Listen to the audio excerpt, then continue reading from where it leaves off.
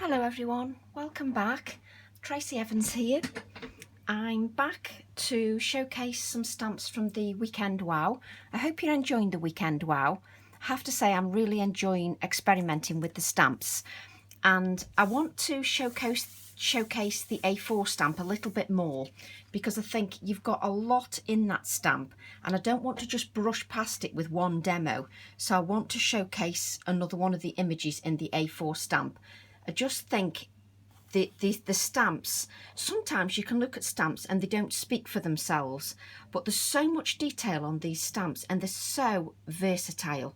There's so much on that stamp that I just want to do another demonstration to showcase. And this time we're going to use the camera stamp, which I absolutely adore. What we're going to do is we're going to create a background first, a fun background. Now I'm going to give an apology now because I'm going to make a lot of noise. I need to stand up for this and I'm using a salad spinner. So I do apologise for all the noise I'm about to make. So I'm using a couple of paints. So I'm using fresco paints at the moment, but you can use any paints as long as they're fluid. You don't want them to be too thick. If they're too thick, it won't work. So you need them to be quite fluid. So sort of if you've got some runny paints, then use your runny paints. That's what you need to use. Use those runny paints. Don't use paints that are too thick because it won't work. So give that, sorry about my arm, give that a spritz with the water. Spritz your paint with a little touch of water and then close your salad spinner. And now this is where the noise comes, so I do apologise.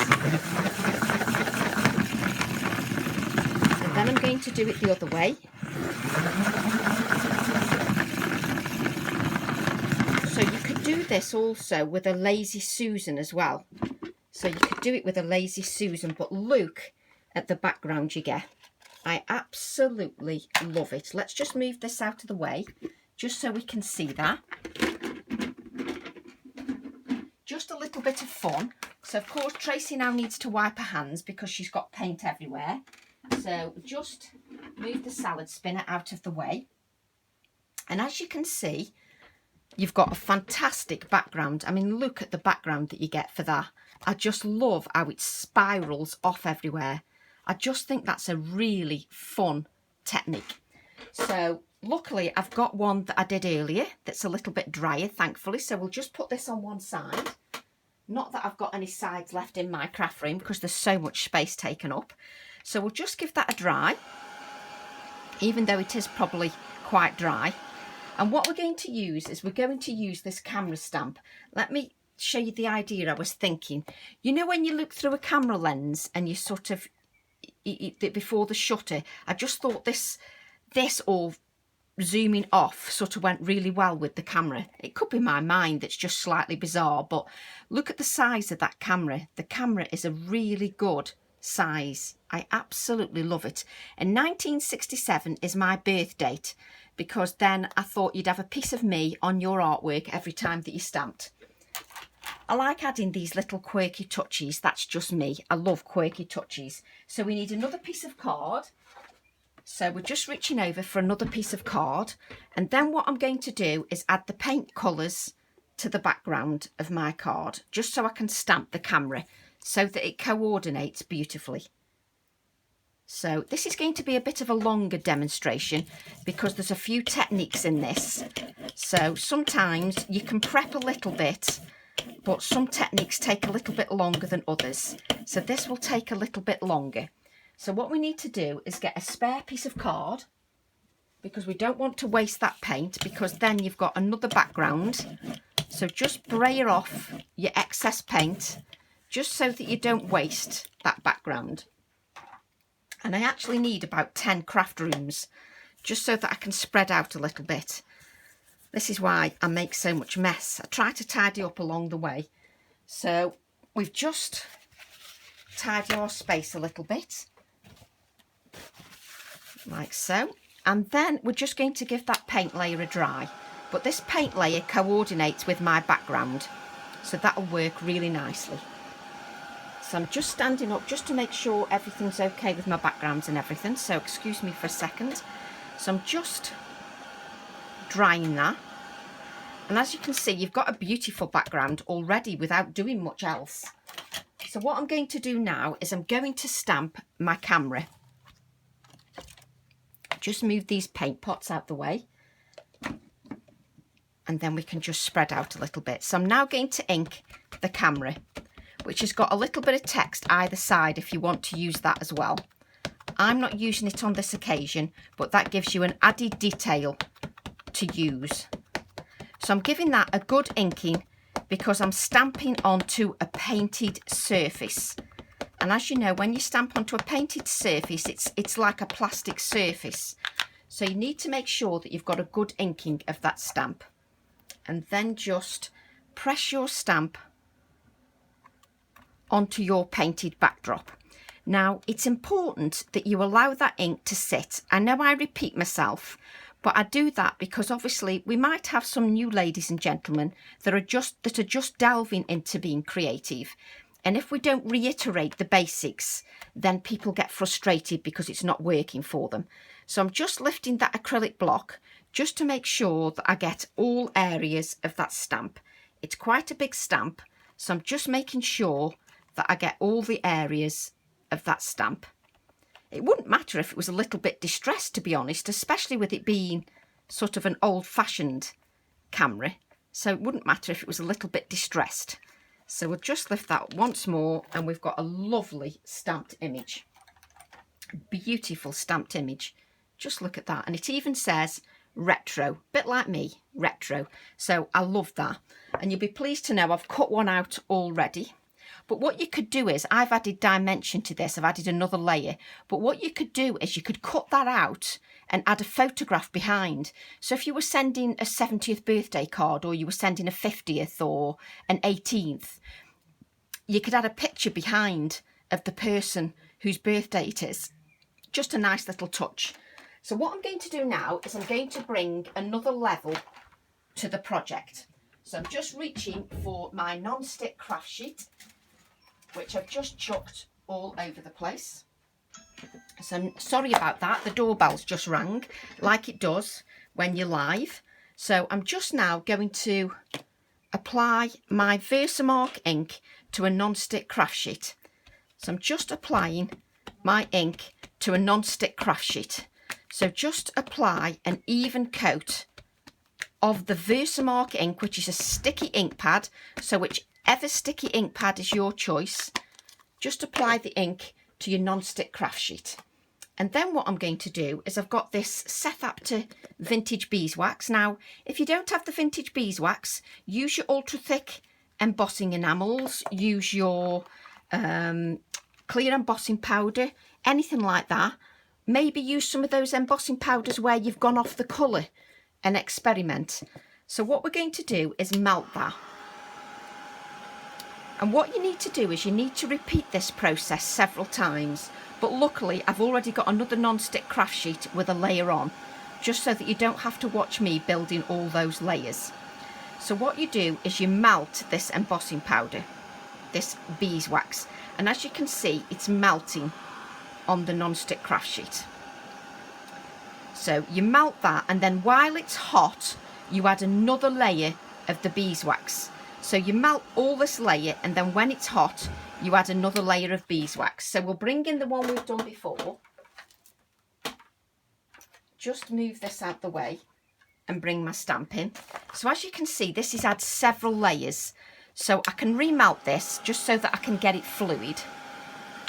So you add lots of layers. So you repeat that process 5 or 6 times, adding layers of the beeswax. So while it's hot, you apply another layer, which I will repeat here and just show you.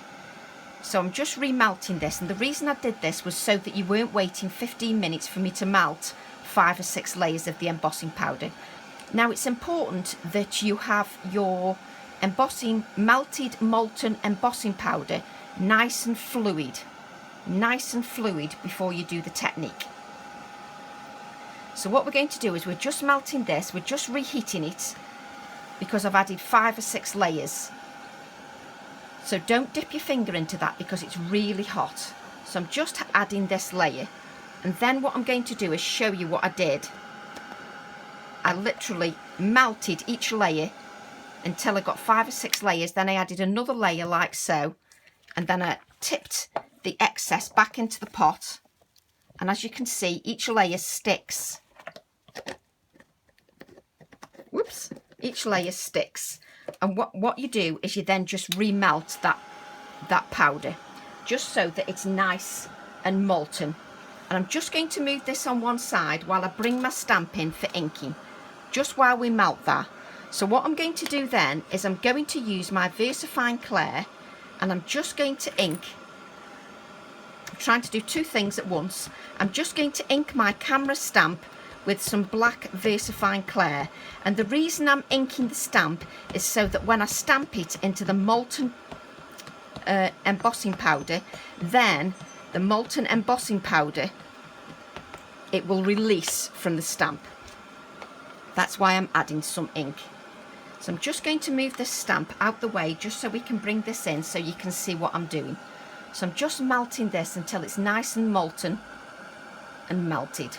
So just remember, you would do this, you would repeat that process 5 or 6 times, so you've got a nice fluid amount of powder. So it's nice and fluid. So it needs to be nice and hot. And you can always tell it's hot because it does move. You can tell it's nice and molten. So I'm just melting to make sure I've got some of that area nicely melted. It just takes a little bit of patience, but to be honest, it really is worth it. It really is worth it. So just keep adding that. And the more layers you add, the better it gets. So I think we've got that nice and fluid now, nice and fluid. So what I'm going to do now is take my stamp and just stamp into the hot, molten embossing powder. So I'm just going to move that up a little bit so you can see. There's that many things on my desk. Just press into the molten powder. And just allow that stamp to sit in there a few moments, and it won't do any harm to the stamp at all. It won't do any harm. So just press it a little bit. And then what we can do is we can just allow that to cool a little bit before we peel it away. Because if you feel underneath the non-stick craft sheet, that is quite hot, because obviously we've melted that for quite a long time. So we just need to wait a few moments for that to cool down before we can then peel away. Yes, we've been able to peel away. So I've peeled away the stamp nice and easily. And the reason I've peeled it away nice and easily is because it was molten and I added some ink to the stamp. So as you can see, you've got 1967 and you've got a bit of detail on the camera. So we can wait for this to cool down a little bit and then it'll start to peel away. So what I'm going to do is bring in our background. And what I'm thinking is this will sit here. And that background just looks fantastic. So if we bring in the little stamp set that we've also got in the Weekend Wow, Think Outside the Box 353, if we bring in this stamp set, we can just use a little bit of the detail that's in the stamp. There's some numbers in there, some little numbers, and I just think these little numbers just stamped here, there and everywhere will look quite nice. Just stamping a little bit of detail of the numbers in the background. So while that molten embossing powder is just cooling down a little bit, I'm just adding a little bit of detail to my background, just with the stamp. We don't always have to use the whole area of the stamp. Sometimes we can use just some of the area of the stamp. It doesn't have to be everything. It's nice just to use bits sometimes, just bits of the stamp, just to add a little bit of detail in the background. And look at those numbers there. I just love those numbers. I just think they work beautifully. We'll just have a look at our molten powder just to see what it's like. You can see now, look at this. It now peels away from your non-stick craft sheet. Just chuck that on the floor. I just chuck everything on the floor. And because it's nice and warm, I can go round now and break some of the area, just so that it doesn't look perfect. So I can break some of this. So while it's still warm, break some of the imagery, just so that it looks a little bit more random. You see, and what we'll do is we'll line this over our camera so that it gives a different texture. Sorry, bring it in camera, Tracy. So just so it adds another texture. So what I'm going to do is I'm going to add my camera here, and you can still see those little numbers in the background, which are just, I love those little numbers. So what I'm going to do now is, what I'm thinking is, we can add this little rusty wire here. So I'll just get my stapler just so that we can add that. But as I said, you could literally cut that out and you could make it a shaker card, or you could add a picture behind. But if you made it a shaker card, that'd be quite fun. So I'm just going to staple my wire to my card, just stapling, just so that we've got that rusty wire element. And I'm going to add this like this, and it just adds another little texture to the design. And now you can see that I've actually made a mistake, because we can't do that yet, can we? Because we haven't added the molten. And this is when you know it's a live demo, because I want to add this first, but add the molten piece first. So let's just bring that in and adhere that first. We don't want to waste that molten piece, like so. And then we add this, add a little bit more glue, because when we staple into it, it will crack. But that's the nature of the beast. So we're just adding this here. And then what we can do is add this over the top. So the idea is that this will then crack slightly. It's still got some flexibility in it because it's still warm. But look at the texture that you're giving to your camera. Just love it. So I've now got another textural element to my camera.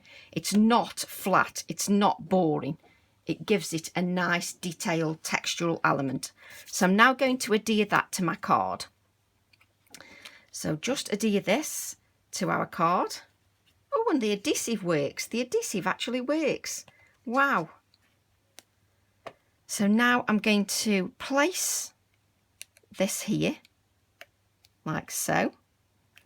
And then I can add a little bit of adhesive behind here, because that will dry nice and clear, just to hold that down. I just love the texture that molten enamel adds. I just think it's fab. And now, if you look in the stamp set, you've got a lovely sentiment here. Capture every moment. And I think that's perfect for what we need. So we'll just grab the sentiment, capture every moment. And as you can see, they're a really good size. So we'll just place this back. If I don't place them back, then we get in a mess with the stamps. So we're just going to capture every moment. Move that out the way. Just bring our acrylic block in. I love the texture on that stamp now. And we're going to stamp this. And we're going to stamp this onto calico, because I just love the texture that it gives. I love the texture that the calico gives. So capture every moment. And the nice clear sentiments. So just place that on there. I don't know about you, but you end up with working in about an inch of space. I say this every time. I work in an inch of space and I end up with paint all over me. I don't know what it is about me. But I'm then going to tear this so it gives me a torn edge. A torn edge. But even in a simple card, we've incorporated a few different techniques, which I love. I love that we've incorporated a couple of different techniques. And it's the stamp set that does all the singing. It's the stamp set that does all the work in this project. The stamp set and the backgrounds. Capture every moment. You see, and this is what I love about calico, because you've got all those threads. So just cut this down one moment. Just cut that down a little bit. chuck everything on the floor like you do. Those that follow my Facebook lives know that I chuck everything on the floor while I'm doing a live because I'm in the flow of the moment. So what I'm going to do is capture every moment like so. We're going to add this here. I'm just going to adhere that now. And what I'd say again is if you're unsure of placement, take a photograph. Take a photograph and see where you think the placement looks the best when you've looked at the photograph a couple of times. I always find that works for me if I'm not sure where to place something. So capture every moment. So you see now what I'm going to do, because I've just realised that I want to add something. The one good thing about doing videos at home is that I can just pop into my cupboard and hope that you don't mind. I can pop into my cupboard and just reach for embellishments, you see. So that's one slight advantage. So what I'm going to do is I'm going to add this paper clip over the letter M because it's an added little embellishment and I just love doing little touches like that. Let's move some of this product out of the way so we can actually see what we're doing. So I'm just going to add a little bit of adhesive to my paper clip and I'm just going to add that over the letter M. And don't worry about that adhesive, it will dry clear. But can you see I've got the paper clip over the M? So it's just a lovely little touch, a little embellishment touch. And then what I'm going to do is I'm going to add a little, let's just lift this a little bit. I love my embellishments. Just add a little, oh, I just love it. I love that card. I love the fact that the camera just looks so effective. And if we bring in, oh, let's just add some white splatters. I think some white splatters would look really cool.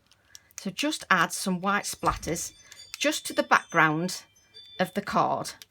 Just add some delicate white splatters. I do apologise for the ringing. I've got no choice. It actually rings on my device for the front door. So I do apologise, but it's exciting goodies arriving. More craft products. So I'm now going to add a little pop of black. I've got this pop of black of numbers here, which is perfect. But I'm just going to add a little bit of tape. Just to add another pop of black. Sometimes a pop of black just brings some life to your design. If you've got a monochromatic, sometimes it's white that adds to your design. Sometimes it's black that adds to your design. It just depends on what colours you've used. So what I'm going to do is I'm going to add a little touch of that tape there and one in my other corner. So just, and of course my nails aren't working because we're doing a live video. So what I'm going to do now is I'm going to add this, trapping that little bit of thread behind. Oh, I just love it. So if we bring in a black piece of card and move everything out of the way, move the heat tool out of the way, just look how that background works so beautifully with that camera. And if I bring it up a little bit, just so that you can see some of that detail. But if you wanted to change it up a bit and do a clean and simple design, can you imagine a photograph behind that camera lens? But I wanted to go for a mixed media theme to prove that your stamps can be used in many different ways. So I hope you enjoyed that demo and I'll be back shortly with another. Thank you for watching. Bye.